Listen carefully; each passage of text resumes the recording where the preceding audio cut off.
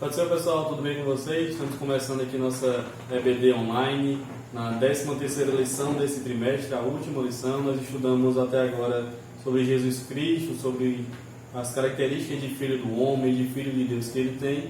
Estudamos ao longo desse trimestre várias características sobre a sua salvação, sobre a salvação que ele oferta a nós. E hoje nós estudaremos sobre a segunda vinda do Senhor Jesus Cristo no encerramento desse trimestre. Tá? Desde já a gente manda nossas saudações da paz do Senhor, um abraço para todos que estiveram com a gente durante esse trimestre. Esperamos você no próximo trimestre. Contamos, acreditamos que tudo isso já estará regularizado e nós estaremos juntos, de maneira presencial. Caso não, nós continuaremos por aqui ainda aprendendo de Jesus Cristo através da sua palavra. Então, estudaremos hoje sobre a segunda vinda do Senhor Jesus Cristo, certo? O texto do dia se encontra em Mateus, capítulo 24, versículo 27, que diz: porque assim como o relâmpago sai do Oriente e se mostra até o Ocidente, assim será a vinda do Filho do Homem. A síntese da lição fala que pensar sobre as últimas coisas, o fim da história e a eternidade deve ser um exercício cotidiano e repleto de esperança para todos aqueles que servem ao Cristo ressuscitado. Então, pensar sobre as últimas coisas, sobre a eternidade, não deve ser algo que devemos fazer esporadicamente, mas sim um exercício cotidiano. Todos os dias devemos pensar sobre as últimas coisas, pensar que estaremos sim junto ao Pai um dia, adorando e exaltando na beleza da sua santidade. O texto bíblico se encontra em 1 Coríntios, capítulo 15, versículo 12 ao 19. Eu vou ler só o 12 até o 15, para a gente ganhar tempo aqui. Que diz assim, você acompanha comigo aí na sua Bíblia. Que diz assim o versículo 12. Ora, se prega que Cristo ressuscitou dos mortos, como dizem alguns dentre vós, que não há ressurreição de mortos. E se não há ressurreição de mortos, também Cristo não ressuscitou. E se Cristo não ressuscitou, logo é vã a nossa pregação e também é vã a nossa fé. E assim somos também considerados como falsas testemunhas de Deus, pois testificamos de Deus que ressuscitou a Cristo, ao qual, porém, não ressuscitou, se na verdade os mortos não ressuscitam. Então aqui o apóstolo Paulo escreve à igreja em Corinto, e ele questiona alguns que estavam ali na igreja, porque se dizia naquela época que não existia ressurreição de mortos. E ele prega a eles e os ensina e os exorta que se não há ressurreição de mortos, logo Cristo não ressuscitou. E se Cristo não ressuscitou, a nossa fé é vã, pois a ressurreição de Cristo, a vida de Cristo, o fato dele que ele vive eternamente hoje, é um dos pilares da nossa fé, e a gente estudará isso ao longo do decorrer dessa lição. Então, a primeira lição que nós aprendemos é que Cristo ressuscitou dos mortos, e também é possível sim haver a ressurreição de mortos, como ele também fez durante sua peregrinação aqui na terra. Enquanto ele esteve aqui, ele ressuscitou mortos. Todo mundo conhece a história de Lázaro, que foi ressuscitado por Jesus Cristo, para citar um dos casos, tá bom? Então, a introdução da lição diz que a igreja não pode ser reduzida a um balcão de negócios espirituais, a um call center religioso. Então, aqui o autor da lição ele traz que a igreja do Senhor Jesus ela não pode de maneira nenhuma ser apenas um serviço de delivery, um delivery gospel, vamos colocar assim, para os cristãos.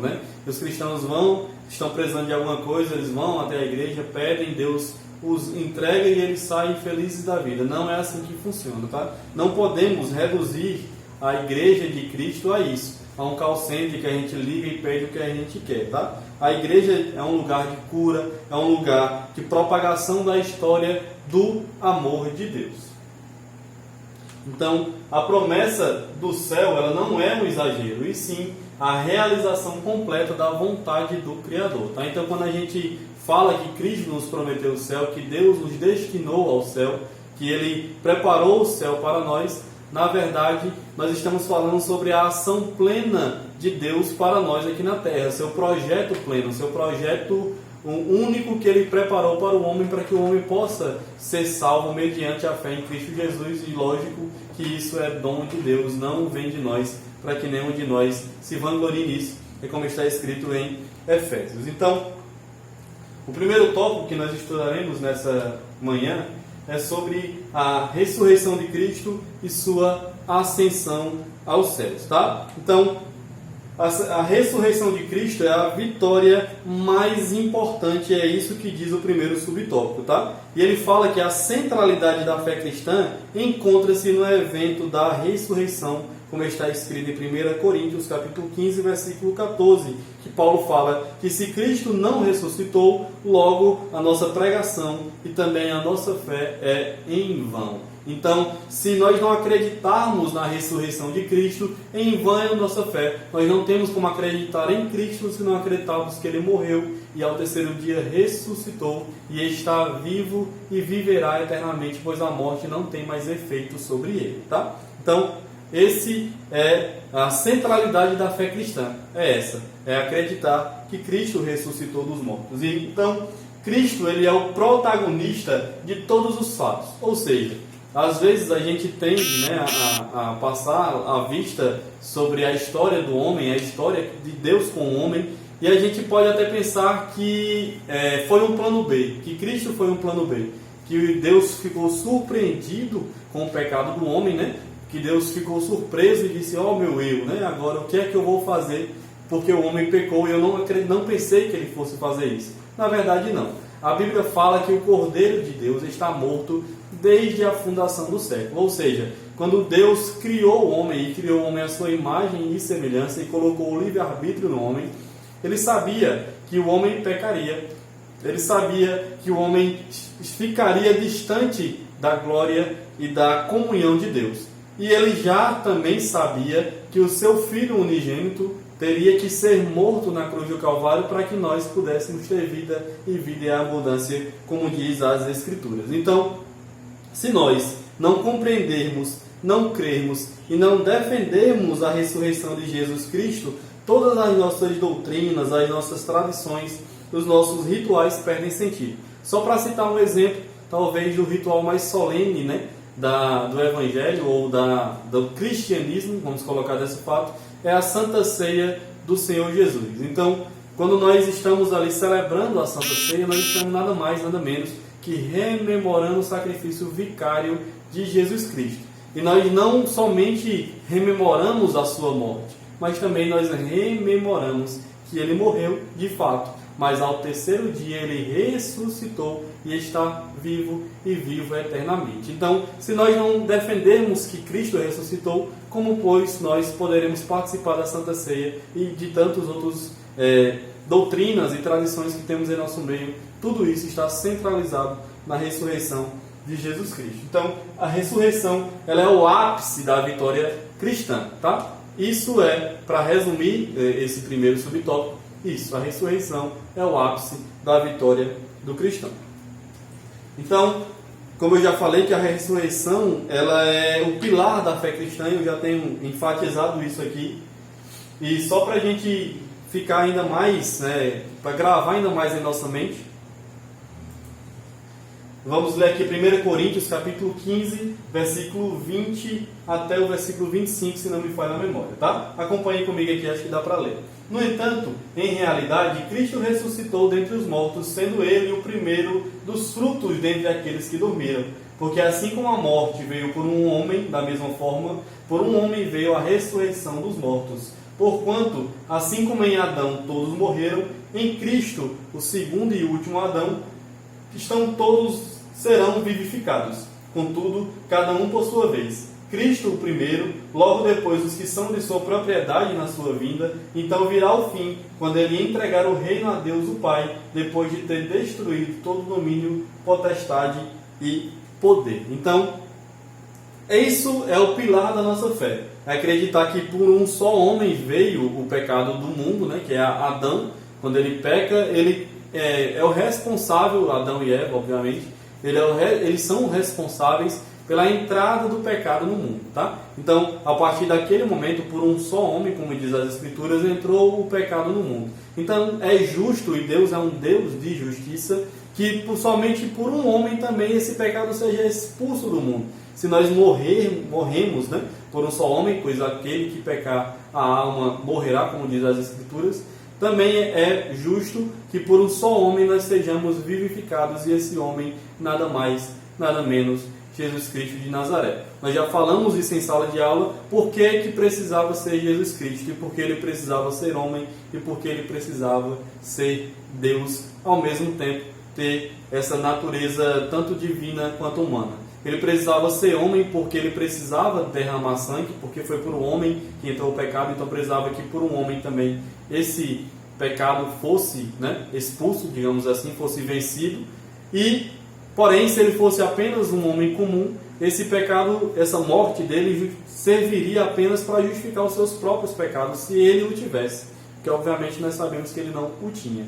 Mas o fato dele ser Deus e morrer na cruz do Calvário deu a salvação para todos o quanto a crerem nele, assim como diz as Escrituras. Então, se a ressurreição ela é o ápice da nossa vitória, se ela é o pilar da nossa fé, ela também deve ser o destaque de todos os nossos discursos, de todas as nossas pregações. Nós não podemos cair no erro de começar a discursar mais, começar a pregar mais sobre as nossas denominações, sobre o nosso eu, sobre a nossa vida, digamos assim, com Deus, e deixar de falar sobre o sacrifício vicário e, mais que isso, sobre a ressurreição de Jesus Cristo. Esse deve ser o ponto central de todas as nossas pregações, de todos os nossos discursos e do nosso evangelismo. Quando ele ressurge, ele passa mais alguns dias aqui na terra, por volta de 40 dias, e aí ele é assunto aos céus, ele volta para casa, como diz o terceiro subtópico. Então, o fato dele voltar para casa nada mais, nada menos do que a prova cabal, a prova final, de que ele havia cumprido toda a sua missão aqui na terra, quando ele veio desta primeira vez. Então, quando ele finaliza a sua missão, ele instaura o reino dos céus, como ele pregava e dizia, é chegado o reino dos céus.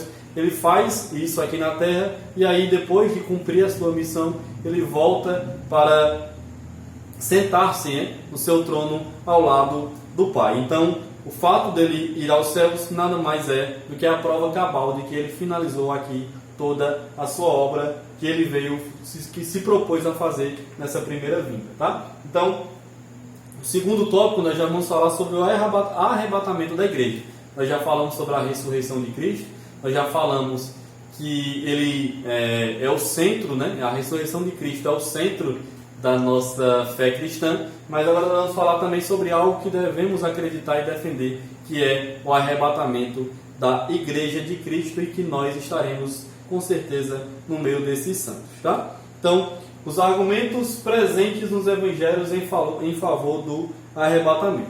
Muitas das vezes a gente tende, como falei, com leitura superficial da Bíblia, a gente tende a achar a escatologia, a doutrina sobre as últimas coisas, o ensino sobre as últimas coisas, somente em Apocalipse.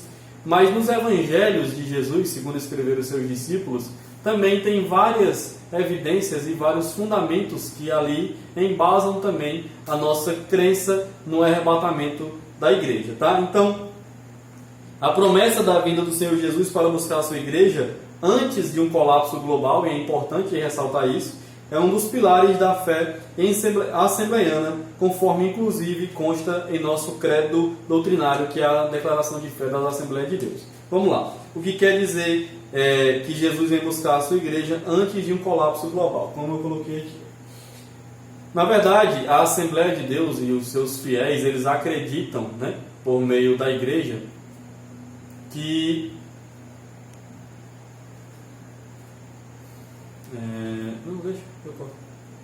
a Assembleia de Deus, e todos os seus fiéis, seus pastores e a sua doutrina, nós cremos, quando eu digo nós porque somos assembleianos, cremos que Jesus virá buscar a sua igreja antes da grande tribulação, tá? Muitos acreditam que nós já estamos vivendo a tribulação e que com o passar dos anos isso vai piorar. Então, eles acreditam, não acreditam no pré-tribulacionismo, que Jesus vai vir antes. Nós, assembleianos, acreditamos que a igreja de Cristo não passará pela grande tribulação, tá? Nós vivemos realmente num mundo mau, num mundo em que o príncipe desse século é o inimigo das nossas almas, mas isso é apenas o princípio das dores, tá? Jesus Cristo, ele virá buscar a sua igreja, e nós encontraremos com ele nos ares, mas nós não passaremos pela grande tribulação. Tá? Jesus Cristo ele irá nos salvar disso, né? Ele irá proteger-nos disso. Tá? Então, tem vários textos na Bíblia Sagrada que ressaltam isso, como por exemplo Mateus 24:44, 25:13 e Marcos 13:32 ao 37, que não cabe ler aqui por conta do tempo. Tá? Então,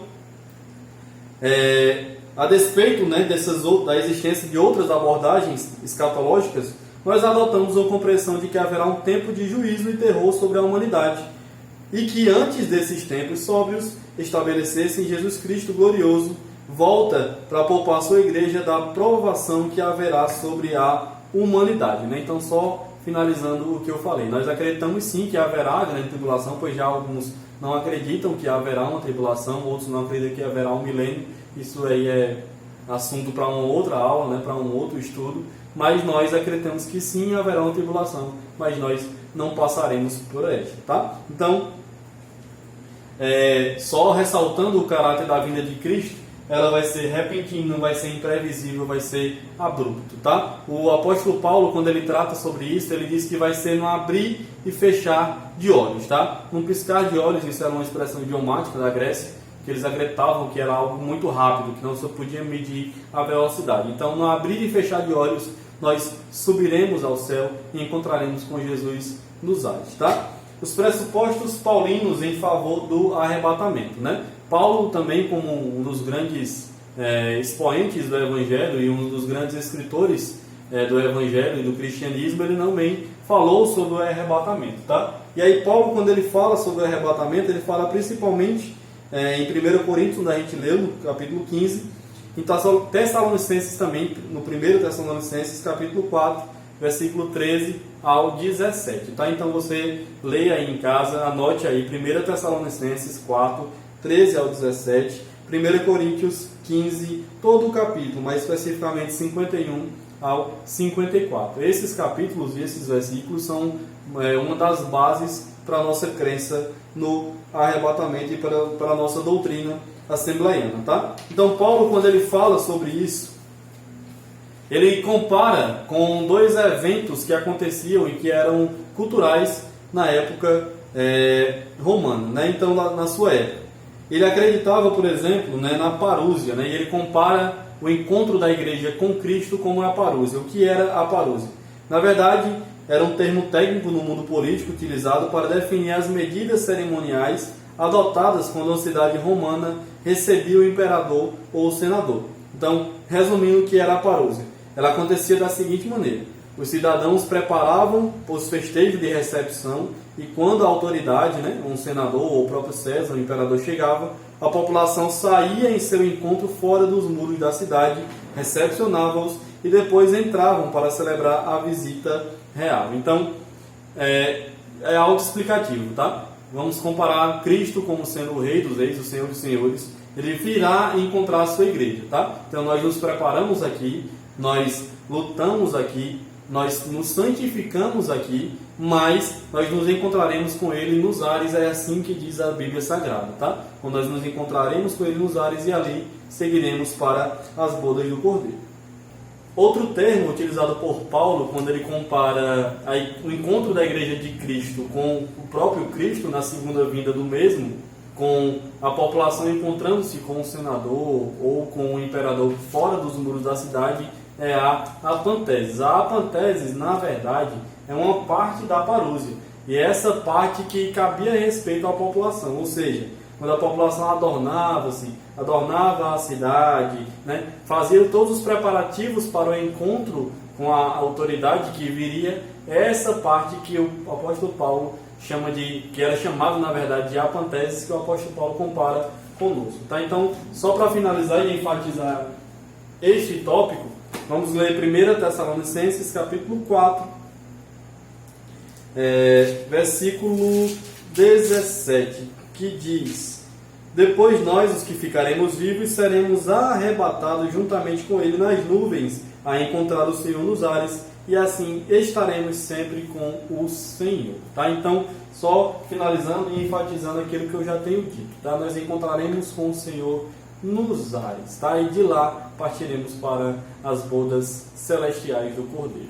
O terceiro tópico, nós vamos falar sobre a vida eterna com Cristo, né? Então, esse é o objetivo da nossa caminhada cristã, é a finalidade dos fatos, né? É o alvo para quem prosseguimos a vida eterna com Cristo. Então, em primeiro lugar, nós somos salvos pelo amor a Deus e não pelo medo do inferno, tá?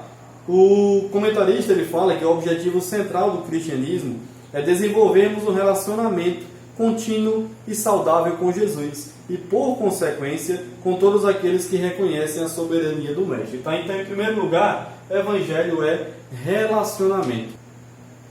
E também, nós somos salvos não porque nós temos medo do inferno. Tá? Ele aqui compara até um pragmatismo religioso, né? Onde as pessoas vão para a igreja com medo do inferno, querendo buscar bênçãos materiais, querendo somente aquilo que lhe apraz, né? Aquilo que, na sua visão, o completa. Mas o Evangelho não pode ser fatiado, não pode ser parcelado. Não temos como acreditar que Deus pode ser o Salvador das nossas vidas se Ele não for o Senhor das nossas vidas. Tá? Então, essa mentalidade contaminou o mundo religioso, de maneira que muitas pessoas estão dispostas a qualquer tipo de atitude ou comportamento para que seus objetivos sejam alcançados, tá? Mas não podemos tratar o Evangelho de Cristo assim. O Evangelho de Cristo não é assim. Na verdade, o que livra o pecador do inferno não é o medo, e sim a graça de Deus mediante a fé em Jesus Cristo. Efésios 2, versículo 8. Porque pela graça sois salvos mediante a fé. Isso não vem de vós, é dom de Deus. Se nós fôssemos salvos, né, se Jesus nos salvasse, porque nós temos medo do inferno, essa salvação partiria de nós, de um sentimento que há em nós. Mas, na verdade, o sentimento que nos faz ser salvos é a graça de Deus derramada sobre nós, o amor que Ele derramou sobre as nossas vidas, e como a Bíblia diz, que Ele nos escolheu primeiro, antes ainda que nós o escolhêssemos. Tá? Então, muitos têm a visão de uma eternidade, muitos têm a visão da eternidade como algo chato, como algo monótono, como algo que será bastante penoso passar por ela. Porque nós olhamos para a eternidade e o homem não entende o conceito de eternidade. Porque o homem é um ser finito, é um ser temporal, é um ser que não consegue muito bem lidar com o tempo, digamos assim, né? A gente sempre tenta alongar o tempo para que ele caiba dentro das nossas capacidades, né? Tem até um autor que eu gosto muito de ouvir e de ler, que ele fala que a gente sempre tenta prorrogar o tempo, né? A gente pega o cheirinho de carro novo, coloca no nosso carro para que ele fique sempre novo, né? Digamos assim. E então, esse é um exemplo do homem que não sabe lidar bem com o tempo. Então, quando o homem olha para a eternidade e vê algo que não tem fim, algo infinito, ele tende a ficar entediado, né? Nós estamos de quarentena e aí a gente começa a ler o livro, assiste, passa, né? Então a gente pensa que na eternidade vai ser assim. Porém, na eternidade não vai haver essa noção de tempo para nós, porque lá também nós seremos seres eternos e nós não seremos mais finitos, né? Então, nós não somos salvos para o desaparecimento. Não, isso seria muito... não teria um objetivo final, né? Seria algo que ninguém buscaria alcançar, né? Eu vou ser salvo para quê? Não faria sentido. Então, nosso objetivo é a vida eterna em Cristo, mas mais do que isso, a celebração eterna com Cristo, tá? Então, lá na eternidade, nós teremos sim consciência, como diz em Mateus capítulo 25, 36 ao 40, que Jesus no juízo final, ele olha para os seus e diz: olha, vinde a mim vocês, porque quando eu tive fome, vocês me deram de comer, quando eu tive sede, quando eu estava nu, vocês me ajudaram, me deram água, me deram roupa. E aí ele diz: mas quando fizemos isso, Senhor? E ele diz: quando fizestes a um dos meus pequeninos. Ou seja, nós lá no céu, nós teremos consciência dos nossos atos aqui na terra, tá? Então, se nós teremos consciência, nós saberemos que fomos salvos não por nossa força, mas pela graça e pelo dom de Deus. E isso vai ser motivo de nós cantarmos e exultarmos a Ele. Aqui está a chave e o motivo pelo qual nós cantaremos eternamente ao Pai e diremos que Ele é santo, santo, santo e que toda a terra está cheia da sua glória. É por isso que nós cantaremos um cântico novo de gratidão ao Senhor, porque lá nós teremos consciência e saberemos que estamos lá pelo favor imerecido do Pai. Então, nós teremos a eternidade inteira para amorosamente agradecer ao Mestre por tudo que Ele fez em nossas vidas, tá? E, para finalizar, lá no céu nós teremos o regresso da plenitude, né? Do estado de plenitude. Veja só, a maior queda do homem, quando ele esteve no Jardim do Éden, ele perdeu muitas coisas a partir do momento que ele escolheu comer o fruto que Deus o proibiu de comer. O homem perdeu muita coisa, perdeu coisas demais. Mas a coisa mais importante que o homem perdeu foi a comunhão plena com Deus. A Bíblia diz que Deus todos os dias descia até o Jardim do Éden e falava com o homem, perguntava ao homem como foi seu dia, compartilhava pensamentos com o homem, conversava com o homem face a face. Então, quando Adão e Eva comem o fruto proibido, a primeira coisa que eles fazem é esconder-se. Quando Deus desce até o Jardim do Éden e os procura, Ele não os acha, né? E então, eles perderam em primeiro lugar, e a coisa mais importante que eles perderam foi a comunhão com Deus. Mas, lá no céu, nós teremos esse retorno desse estado de plenitude, né? A Bíblia diz que nós vemos agora como espelho e enigma, mas nós o veremos face a face. E conheceremos como também nós somos conhecidos, tá? Então, nós retornaremos a esse estado de plenitude na comunhão com Deus. Mas, mais do que isso, a nossa salvação traz-nos um novo relacionamento que é muito melhor do que aquele que Adão e Eva desfrutavam antes da queda. Então, por que é muito melhor? Eu já falei, acabei de falar. Porque lá nós sabemos o quanto nós sofremos aqui na terra. Nós saberemos quanto foi difícil para chegar até o céu. Nós saberemos quantas dores nós já enfrentamos. Mas lá nós não teremos mais dores, não teremos mais choro, não teremos mais doenças, mais mortes. Lá só vai haver alegria, paz, gozo na eternidade com Cristo. É por isso que o estado final é melhor do que o princípio das coisas, como está escrito na Bíblia Sagrada, tá?